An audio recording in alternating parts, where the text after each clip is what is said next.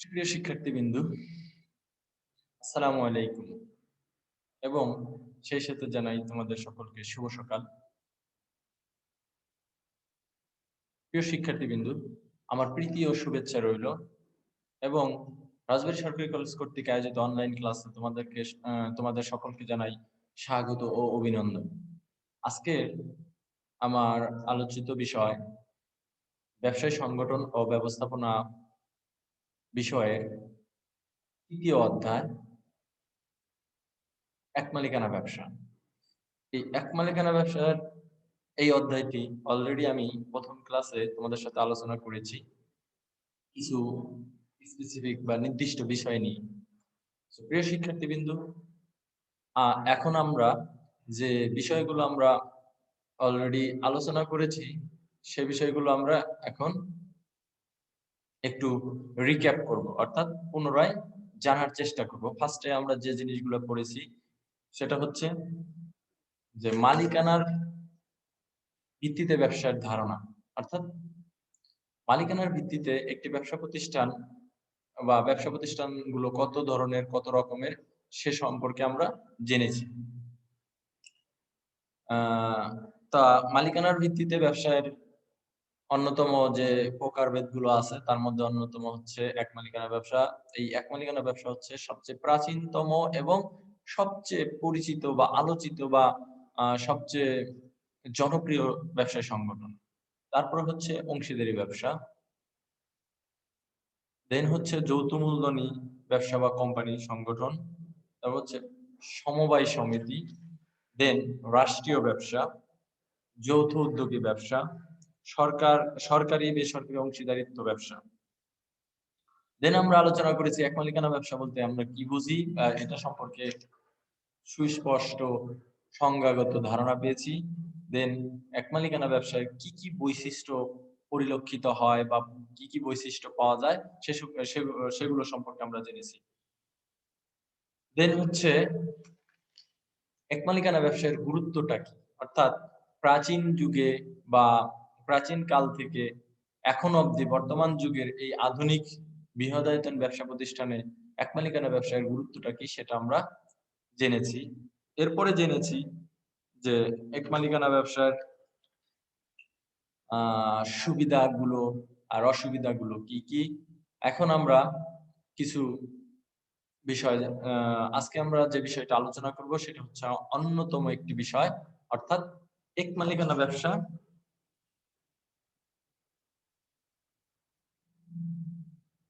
এক মালিকানা ব্যবসার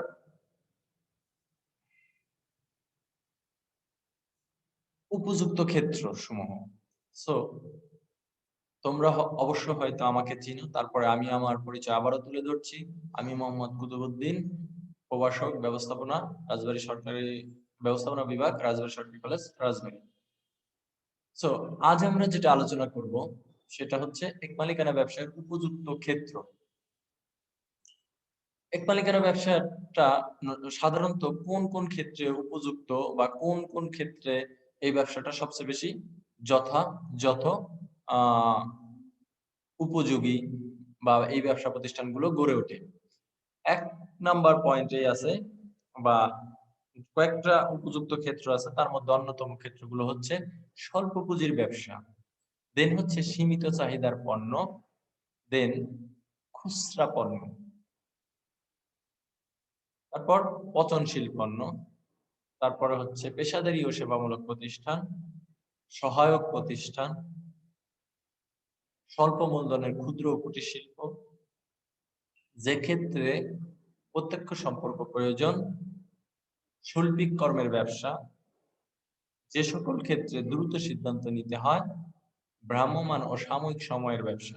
অর্থাৎ এই যে পয়েন্ট গুলো বা এই যে আমি বিষয়গুলো বললাম, এই সকল ক্ষেত্রে এক মালিকানা ব্যবসা হচ্ছে সবচেয়ে উপযুক্ত এক ক্ষেত্র তৈরি করে। তো আমরা এখন এগুলো সম্পর্কে বিস্তারিত জানবো। স্বল্প পুঁজির ব্যবসা, আমরা জানি যে এক মালিকানা ব্যবসাটা হচ্ছে কি একজন মালিক কর্তৃক পরিচালিত নিয়ন্ত্রিত ব্যবসাকে এক মালিকানা ব্যবসা বলে। অর্থাৎ এক মালিকানা ব্যবসায় যেহেতু মালিক একজন, সেক্ষেত্রে কি মালিকের পুঁজির স্বল্পতা, থাকবে, এটাই স্বাভাবিক। কিন্তু যদি আমরা কোম্পানির ব্যবসা সংগঠন, রাষ্ট্রীয় ব্যবসা সংগঠন, তারপরে যদি আমরা অংশীদারি ব্যবসার ক্ষেত্রে বলি, তাহলে তাদের পুঁজির স্বল্পতা থাকে না। কারণ কি? কারণ হচ্ছে তাদের সদস্য সংখ্যা বেশি থাকে, আর কোম্পানি শেয়ার বিক্রয়ের মাধ্যমে মূলধন সংগ্রহ করে থাকে। বিধায় তাদের ক্ষেত্রে স্বল্প পুঁজির আহ অর্থাৎ স্বল্প পুঁজির অভাব, মানে পুঁজির অভাবটা দেখা দেয় না। কিন্তু এক মালিকানা ব্যবসায় যেহেতু মালিক একজন, তার পুঁজির বা মূলধনের স্বল্পতা থাকবে, এটাই স্বাভাবিক।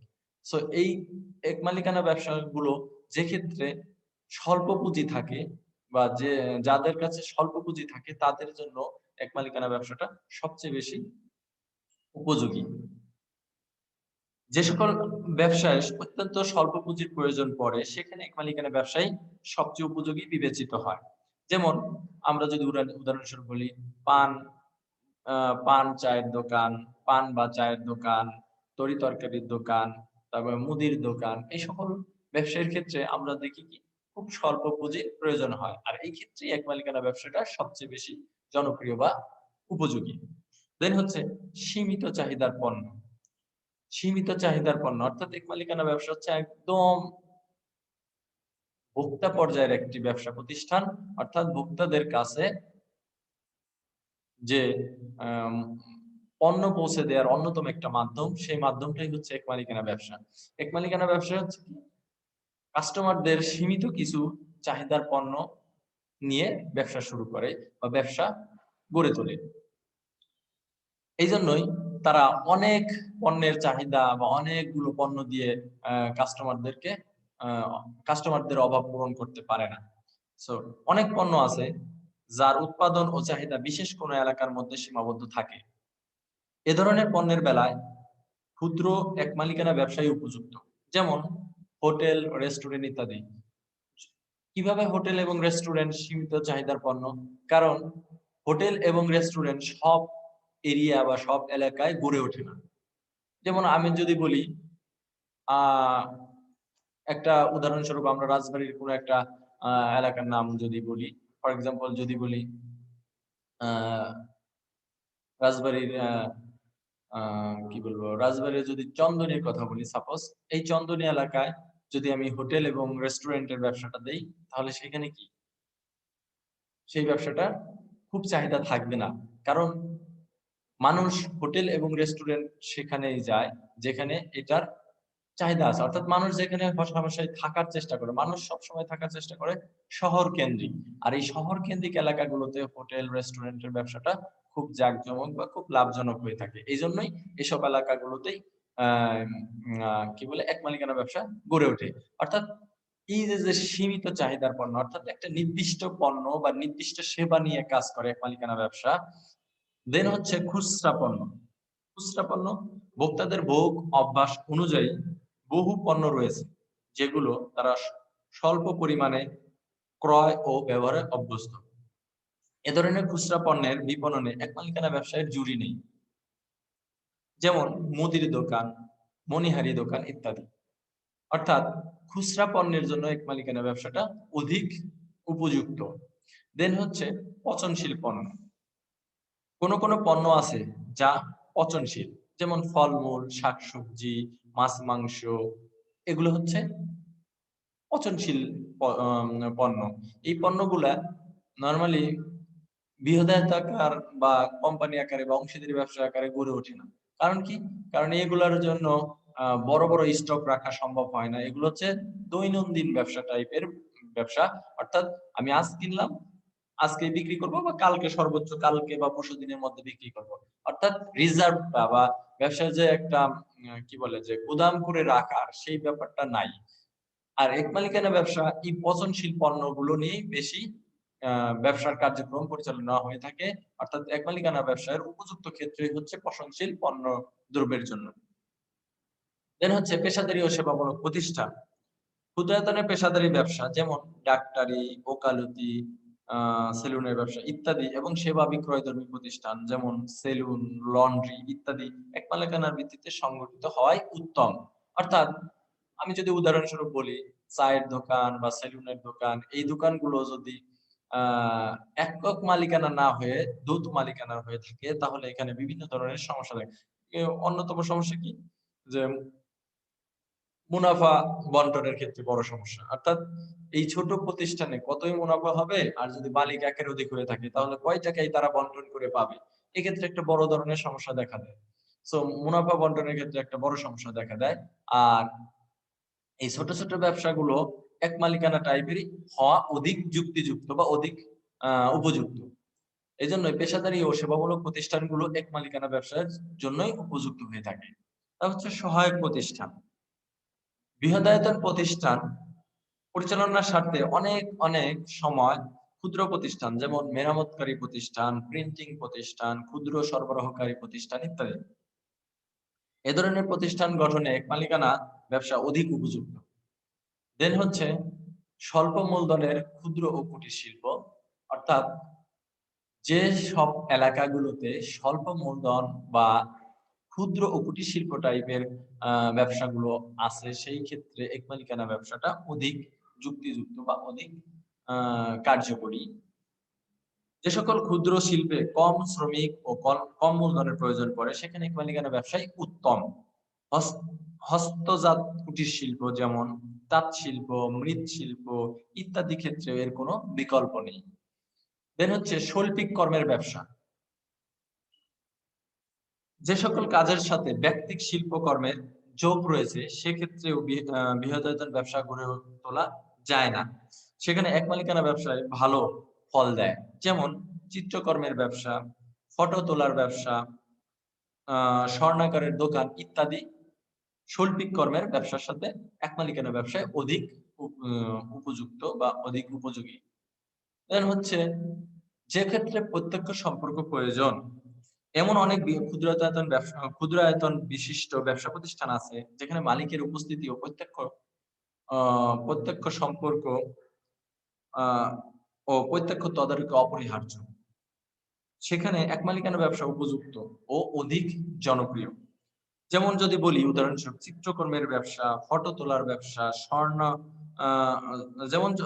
যেমন যদি আমরা বলি মেরামতি কারখানা, স্টিলের আসবাবপত্র তৈরির কারখানা, তারপর হচ্ছে স্বর্ণের দোকানের ব্যবসা, ফটো তোলার ব্যবসা, অর্থাৎ এইসব ক্ষেত্রে কি মালিকের একটা প্রত্যক্ষ সম্পর্ক থাকতে হয়, অর্থাৎ মালিকের প্রত্যক্ষ তদারকি।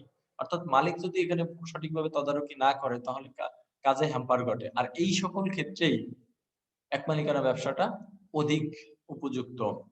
আচ্ছা, যে ক্ষেত্রে দ্রুত সিদ্ধান্ত নিতে হয়, অর্থাৎ এক মালিকানা ব্যবসা হচ্ছে এমন এক টাইপের ব্যবসা যেখানে দ্রুত সিদ্ধান্ত নিতে হয়।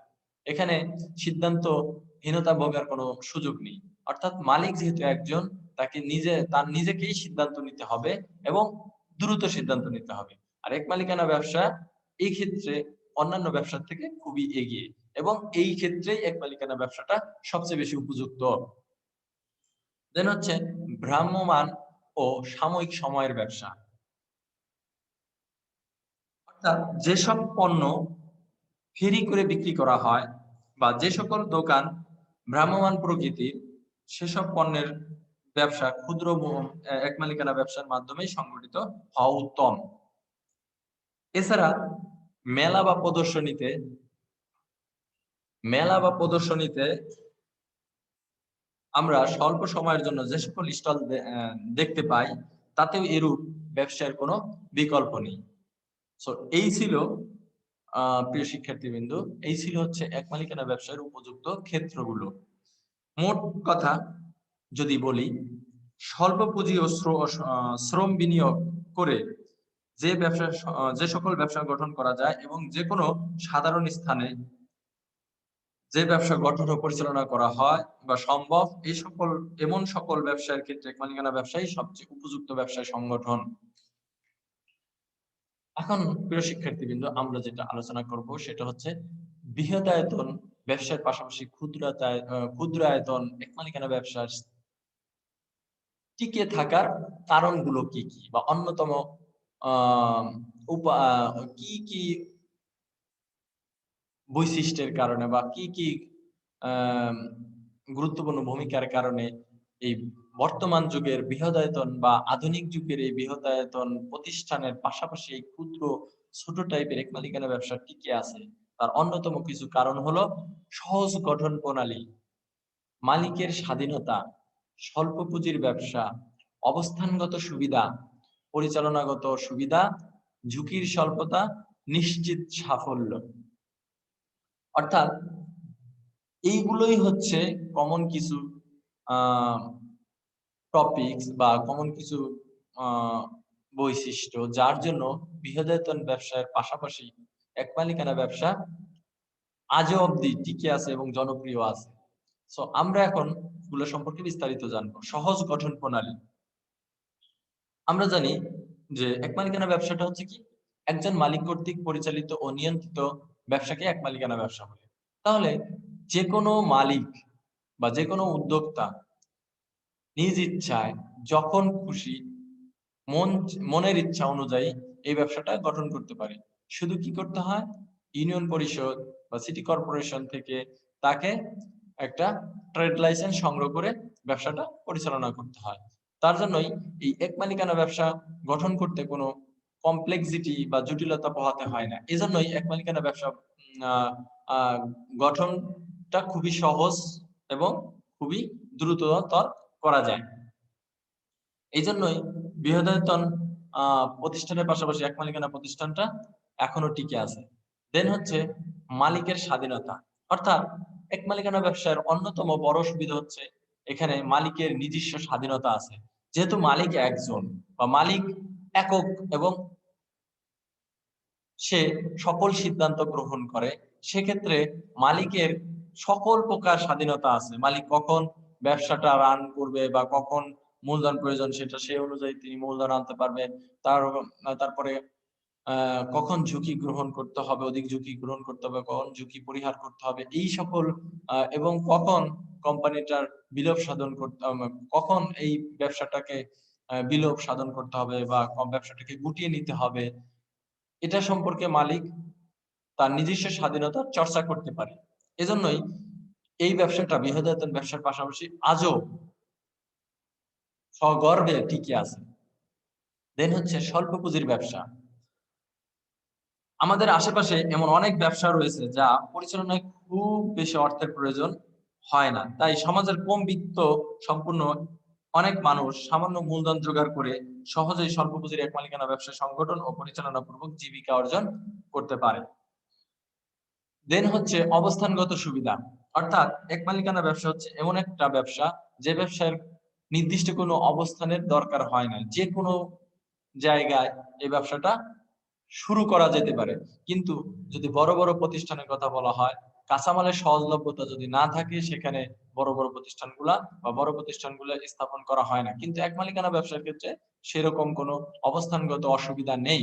অর্থাৎ অবস্থান যে কোনো অবস্থানে থেকে এই ব্যবসাটা পরিচালনা করা যেতে পারে। এই জন্য এই অবস্থানগত সুবিধার কারণে এখনো অব্দি এক মালিকানা ব্যবসা বৃহদায়তন ব্যবসার বৃহদায়তন ব্যবসার পাশাপাশি এখনো টিকে আছে। দেন হচ্ছে ক্ষেত্রগত সুবিধা। এমন কিছু ব্যবসা ক্ষেত্র লক্ষণীয় যেখানে বৃহদায়তন ব্যবসা পরিচালনা করা সম্ভব নয়, বরং সেখানে ক্ষুদ্র এক মালিকানা ব্যবসায় সবচেয়ে উপযোগী সংগঠন। নিম্নে আমরা যদি এখন কিছু ক্ষেত্রসমূহ উল্লেখ করি, অর্থাৎ আমরা কিছু ক্ষেত্র এখন জানবো যে কোন কোন ক্ষেত্রে ক্ষেত্রগত সুবিধা এক মালিকানা ব্যবসা পেয়ে থাকে। যে সকল পণ্যের বাজার সীমিত বা বিশেষ স্থানে কেন্দ্রীভূত। অর্থাৎ যে সকল পণ্যের বাজার সীমিত, অল্প এবং বিশেষ কোনো একটা স্থানে কেন্দ্রীভূত, সেই ক্ষেত্রে এক মালিকানা ব্যবসাটা অধিক উপযোগী বা টিকে থাকে। যে সকল ব্যবসা ব্যক্তিগত কলা কৌশল প্রদর্শনের গুরুত্ব রয়েছে। অর্থাৎ যে সকল জায়গায় ব্যক্তিগত কলা কৌশল বা বুদ্ধিমত্তা চর্চার সুযোগ আছে। দেন হচ্ছে সকল ধরনের খুচরা ক্রয় বিক্রয়। অর্থাৎ সকল ধরনের খুচরা ক্রয় বিক্রয়ের ক্ষেত্র অন্যতম একটা ক্ষেত্র। দেন হচ্ছে পচনশীল পণ্যের ব্যবসা। এই সকল ক্ষেত্রগত সুবিধার কারণে এক মালিকানা ব্যবসা আজ অব্দি সদর্বে টিকে আছে। দেন হচ্ছে পরিচালনাগত সুবিধা। যেহেতু মালিক একজন, তার নিজস্ব জ্ঞান, বুদ্ধি এবং নিজস্ব দক্ষতা অনুযায়ী ব্যবসা প্রতিষ্ঠানটা পরিচালনা করে থাকে। কিন্তু বড় বড় প্রতিষ্ঠানের ক্ষেত্রে মালিক একক না হওয়ার কারণে অনেক অনেকগুলো মানে মালিক অনেক হওয়ার কারণে তাদের মধ্যে একটা জটিলতা তৈরি হয় কিভাবে প্রতিষ্ঠানটা বা কোন মতামতের উপরে বা কোন উপায়ে ব্যবসা প্রতিষ্ঠানটা পরিচালিত হবে সেই একটা জটিলতা দেখা দেয়। কিন্তু এক মালিকানা ব্যবসার ক্ষেত্রে সে জটিলতা দেখা দেয় না। আর এই পরিচালনাগত সুবিধার কারণে এক মালিকানা ব্যবসা আজও অব্দি জনপ্রিয়। ঝুঁকির স্বল্পতা। আমরা জানি এক মালিকানা ব্যবসায় মূলধন কম, একজন মালিক। সো এই ক্ষেত্রে ঝুঁকিরও স্বল্পতা কম। অর্থাৎ যা আ ঝুঁকিরও স্বল্পতা কম, অর্থাৎ মালিকের একক ঝুঁকি শুধু এখানে জড়িত। অর্থাৎ বৃহদায়তন ব্যবসায় যেমন অধিক ঝুঁকির প্রয়োজন হয়, তেমনি এতে ঝুঁকির পরিমাণও বেশি থাকে। বা অধিক পুঁজির প্রয়োজন, বৃহদায়তন প্রতিষ্ঠানগুলোকে অধিক পুঁজি বা মূলধনের প্রয়োজন এবং সেক্ষেত্রে কি ঝুঁকির পরিমাণ বেশি থাকে। বৃহদায়তন ব্যবসা হতে মুনাফা আসতেও কিছু সময় নেয়, কিন্তু ক্ষুদ্র এক মালিকানা ব্যবসা ঝুঁকি যেমন কম, তেমনি মুনাফাও আসে দ্রুত। যে কারণে আমাদের আশেপাশে ব্যাপকভাবে এরূপ ব্যবসা দেখা যায়। নিশ্চিত সাফল্য। এরূপ ব্যবসার প্রকৃতি এমন যে ব্যবসায় সংগঠন এর পর হতেই এতে কম বেশি আয় উপার্জন শুরু হয়ে যায়। মালিক নিজেই দক্ষতা ও সতর্কতার সাথে এ ব্যবসা পরিচালনা করায় এতে ক্ষতির সম্ভাবনা কম থাকে। ফলে নিশ্চিত সাফল্যের সম্ভাবনার কারণে ব্যবসাটি বা ব্যবসায়ীদের নিকট তা অধিক আকর্ষণীয় বা জনপ্রিয়। সো প্রিয় শিক্ষার্থীবৃন্দু, এই যে এতক্ষণ আমি যে পয়েন্ট গুলো আলোচনা করলাম বা তোমাদের মাঝে বিস্তারিত ভাবে বললাম, এই পয়েন্ট গুলোর জন্য বা এই সকল জনপ্রিয়তার জন্য বা এই সকল কারণেই বৃহদায়তন ব্যবসা প্রতিষ্ঠানের পাশাপাশি এক মালিকানা ব্যবসা প্রতিষ্ঠান সুন্দর এবং সার্থকভাবে টিকে আছে। সো প্রাচীন কাল থেকে এক মালিকানা ব্যবসা বৃহদায়তন ব্যবসার সাথে প্রতিযোগিতা করে নয়, বরং পারস্পরিক সহযোগিতায় নিজস্ব উপযোগী কর্মক্ষেত্রে বা কার্যক্ষেত্রে অত্যন্ত সার্থক সংগঠন কাঠামো হিসেবে টিকে আছে। শুধু তাই নয়, ভবিষ্যতেও এ ব্যবসা যে যোগ্যতা নিয়ে টিকে থাকবে তা নির্দ্বিধায় বলা যায়।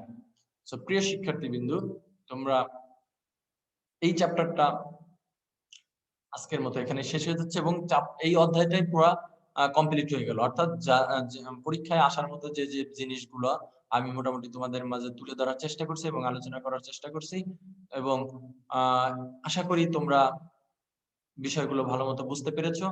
সেই প্রত্যাশা আজকের মতো এখানে শেষ করছি। ধন্যবাদ সবাইকে। ইনশাআল্লাহ দেখা হবে পরবর্তী ক্লাসে। সবাই ভালো থেকো, সুস্থ থেকো।